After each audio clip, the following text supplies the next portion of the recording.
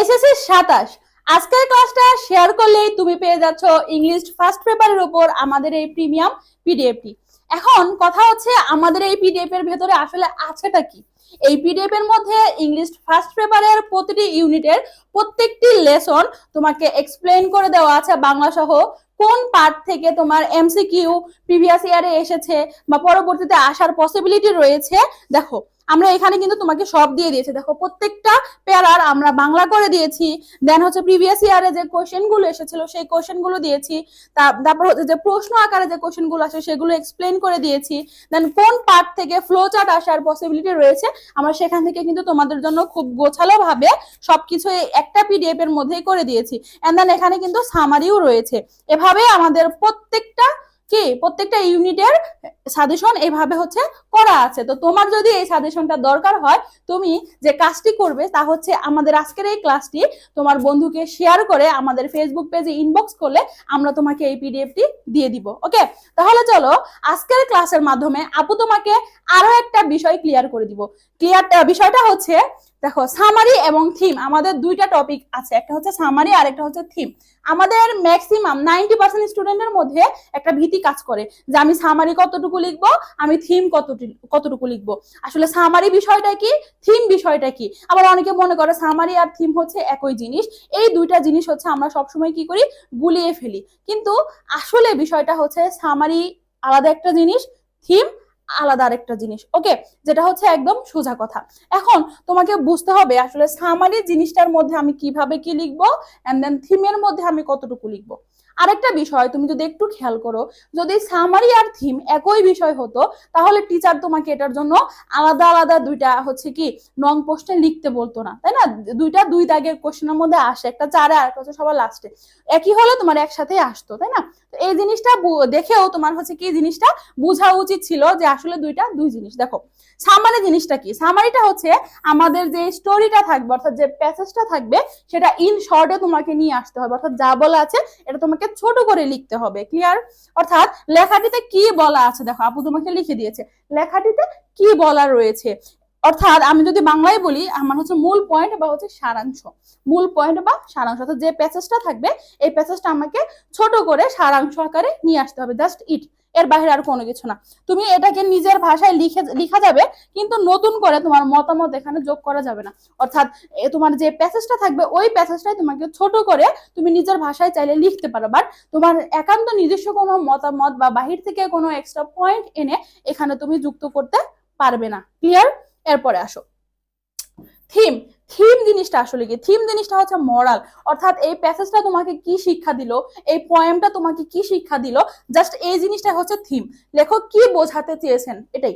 ওকে, অর্থাৎ মেইন যে কোর আইডিয়াটা, ওকে, অর্থাৎ এই প্যাসেজের মধ্যে কি আইডিয়া রয়েছে সেই আইডিয়াটা নিজের ভাষায় লিখতে হবে, প্লাস হচ্ছে একটা মরাল বা হচ্ছে একটা শিক্ষা থাকবে। ক্লিয়ার? দেখো তোমাকে যদি আমি একটু ভেঙে বুঝাতে যাই, বাংলায় আমাদের কবিতা রয়েছে যেমন হচ্ছে সোনার তরী। দেখো সোনার তরী কবিতাতে কিন্তু হচ্ছে কবি একটা কবিতার মাধ্যমে এখানে আমাদেরকে একটা কোর মেসেজ দিয়েছে। মেসেজটা কি, মানুষ হচ্ছে তার কর্মের মাধ্যমে বাঁচে, বয়সের মাধ্যমে নয়। দেখো আমরা কিন্তু কবিতাটা বললাম গগনে গরজে মেঘ ঘন বর্ষা কুলে একা বসে আছে নাহি ভরসা। এখন এখানে থেকে তুমি কিভাবে বুঝতে পারলা যে বয়স না আসলে কি? যখন তুমি জিনিসটা বিশ্লেষণ আকারে পড়তে গেলে তখন তুমি এখান থেকে একটা মেসেজ পেলে, তাই না? যে টিচার আসলে আমার কবি আসলে তোমাকে বোঝাতে চেয়েছেন যে মানুষ তার কি কর্মের মাধ্যমে চিরকাল আমাদের মাঝে বেঁচে থাকে। তাহলে এই যে এই জিনিসটা হচ্ছে কি, এই জিনিসটা হচ্ছে থিম, যে শিক্ষাটা দিল।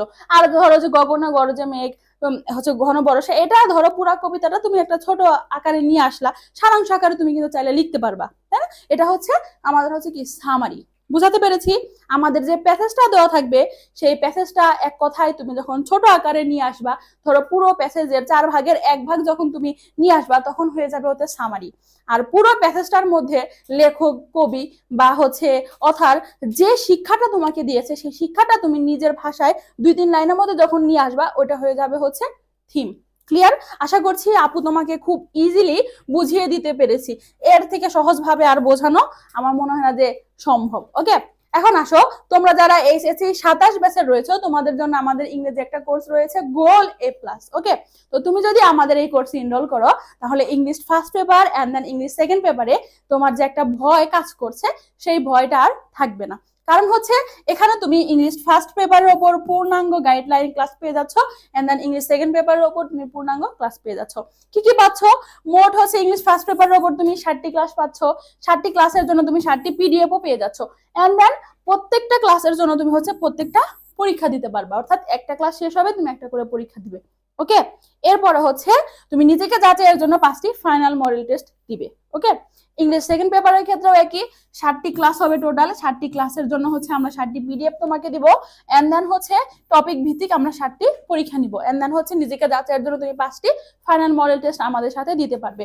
এবং এই কোর্সের সব থেকে মূল আকর্ষণ যা হচ্ছে তা হচ্ছে তুমি যদি আমাদের এই কোর্স এনরোল করো তাহলে আপুর লেখা ইংলিশ সেকেন্ড পেপারের এই বইটি তুমি পেয়ে যাচ্ছ। ওকে, এখন অনেকে বলবো আপু এই বইটিতে আসলে কি আছে, বইটি যদি আমি নেই তাহলে আমার আসলে লাভটা কি হবে? লাভটা হবে যে এই বইয়ের মধ্যে আপু একদম ইজি ভাষায় নিজের নোট সহ আপু এই বইটা তোমাকে দিয়েছে। তোমার কাছে যদি জাস্ট এই বইটা থাকে, আপু তোমাকে বলছি তোমার বাজারের অন্য কোনো গ্রামার বই, অন্য কোনো নোট বা হচ্ছে অন্য কোনো টেস্ট পেপার তোমার লাগবে না। এখানে প্রিভিয়াস ইয়ারের সব কোশ্চেন আমরা হচ্ছে কি ব্যাখ্যা আকারে তোমাকে দিয়েছি, এছাড়াও আরো যত তোমার প্রিভিয়াস ইয়ারের কোশ্চেন লাগবে সেই কোশ্চেনগুলো আপু এখানে স্ক্যান আকারে তোমাকে দিয়েছে। তুমি স্ক্যান করলেই আপুর বাকি যেটুকু দেওয়া আছে এর বাহিরেও তুমি হচ্ছে আরো যদি প্র্যাকটিস করতে চাও সেও কোশ্চেন গুলো তুমি নিজে নিজে বাসায় বসে প্র্যাকটিস করতে পারবে। ওকে, এখন অনেকে বলবে আপু তাহলে আমাদের কোর্স ফিটা কত? দেখো, তুমি যদি বই সহ আমাদের সাথে এই কোর্সে এনরোল করো তাহলে কোর্স ফি তোমার জন্য 999 টাকা। ওকে, তুমি যদি বই সহ আমাদের সাথে ভর্তি হও, আর তোমার যদি বইটা না লাগে জাস্ট তুমি হচ্ছে আমাদের কোর্সে ভর্তি হতে চাও তাহলে কোর্স ফি তোমার জন্য 699 টাকা। ক্লিয়ার? আশা করছি আপু তোমাকে বোঝাতে পেরেছি। এখন অনেকের মনে প্রশ্ন জাগতে পারে যে আসলে আপুর ক্লাস করে আমার কতটুকু লাভ হবে, বা আপুর কোর্সে যদি আমি এনরোল করি তাহলে আমার হচ্ছে পরীক্ষায় আমি কমন পাবো কিনা, এটা একটা স্বাভাবিক প্রশ্ন। তো তোমার এই প্রশ্নের উত্তরটা যদি আমি দিতে যাই তাহলে আমার উত্তরটা হবে এরকম। দেখো, যারা আমাদের সাথে 26 ব্যাচের ছিল, 26 ব্যাচে আমাদের পেইড কোর্স থেকে বাদ, পেইড কোর্স বাদে আমরা যে ফ্রি সাজেশনটা তোমাদেরকে দিয়েছিলাম, যারা 26 ব্যাচের রয়েছে তাদের দেখো আমাদের ফ্রি সাজেশন থেকে তাদের একদম হুবহু কমন ছিল। দেখো আমি এখানে মানে সবগুলো টোটাল প্যাসেজ আমি একসাথে দিয়েছিলাম 1 2 3 4 এর জন্য। সেখান থেকে দেখো সিরিয়ালি এই যে 1 নম্বরে ছিল বেহুলা, এটা কমন পড়েছে এখান থেকে, একের এ একের বি তাদের কমন পড়েছিল। দেন হচ্ছে এই যে কি স্পেন্ড মানি যে একটা প্যাসেজ আছে এখান থেকে দেখো ফ্লো চার্টটা এসেছিল, এটা কমন। দেন হচ্ছে সামারি থেকে দেখো স্টোরি ফ্রম গাজা আপু দিয়েছিল। এবং দেন হচ্ছে তো আমি ক্লাসটা যখন নিয়েছিলাম তখন আমি বলে দিয়েছিলাম যে এটা থেকে এটা আসার পসিবিলিটি আছে, এটা থেকে এটা আসার পসিবিলিটি রয়েছে। ওকে, তো আমাদের তো পুরো সব বোর্ড একসাথে হওয়ার জন্য ছিল, এই জন্য হচ্ছে একটু বেশি, বাট যদি এরকম থাকতো তাহলে হয়তো বা আমরা আরো কমে এখানে তোমাদের বলতাম, এটা সকল বোর্ডের জন্যই ছিল। ওকে, তাহলে আসো এরপর দেখো রিয়ানেস। দেখো আপু যে সাজেশন দিয়েছিল সেখানে 2 নম্বরে যে রিয়ানেসটা দিয়েছিল সেই রিয়ানেসটা এখানে এসেছে। হ্যাঁ, গ্রাফস আর শর্ট। এরপরে দেখো প্যারাগ্রাফ আমাদের কমন ছিল, মানে এরকম প্রত্যেকটা টপিকই। হ্যাঁ দেখো ইমেলটাও কিন্তু আমাদের এখানে কমন ছিল, যে কংগ্রাচুলেশন অন বিলিয়ন সাকসেস, একদম হুবহু সবই কমন। এরপরে দেখো থিম থেকে হচ্ছে এই যে থিমটা আপু এখানে দিছিল, এই থিমটা দেখো মাত্র কয়েকটা এখানে 7-8টা থিম ছিল, এখান থেকে কমন পড়ে গেছে। আর এখন বলবো আপু তাহলে বাকি টপিকগুলো দেখো, বাকি আছে আমার 2টা টপিক বাদ আছে। একটা হচ্ছে কমপ্লিটিং স্টোরি, আমি বলেছিলাম ক্রিয়েটিভ স্টোরি আসার পসিবিলিটি অনেক বেশি, ক্রিয়েটিভ স্টোরি এসেছে। এন্ড দেন হচ্ছে আমাদের গ্রাফ চার্ট। হ্যাঁ, গ্রাফ চার্টের ক্ষেত্রে তো তোমার টপিকটা হচ্ছে চেঞ্জ করে দিয়েছে, এখন আমি তো গ্রাফ চার্ট কোনটা কিভাবে কি লিখতে হয় এগুলো সবই শিখিয়ে দিয়েছিলাম। আবার হচ্ছে কি এখন টিচার কোনটা দেবে, কোন ইয়েতে আসবে টপিকটা তো আমি নির্দিষ্ট তারপর সাজেশন দিয়েছিলাম, সেখান থেকে মানে হচ্ছে হুবহু না আসলেও সেম প্যাটার্নে কিন্তু এসেছিল। ওকে, তো তাহলে তোমাদের যদি এই কনফিউশনটা এখনো মানে যাদের মধ্যে ছিল, আশা করছি যে কনফিউশনটা ক্লিয়ার হয়ে গিয়েছে, আপু ক্লিয়ার করে দিতে পেরেছে, তাহলে তুমি আমাদের সাথে নিশ্চিন্তে আমাদের গোল A+ ব্যাচে যুক্ত হয়ে যেতে পারো। ওকে, আপুর সাথে তোমার আবার দেখা হবে আপুর ক্লাসে। ধন্যবাদ সবাইকে।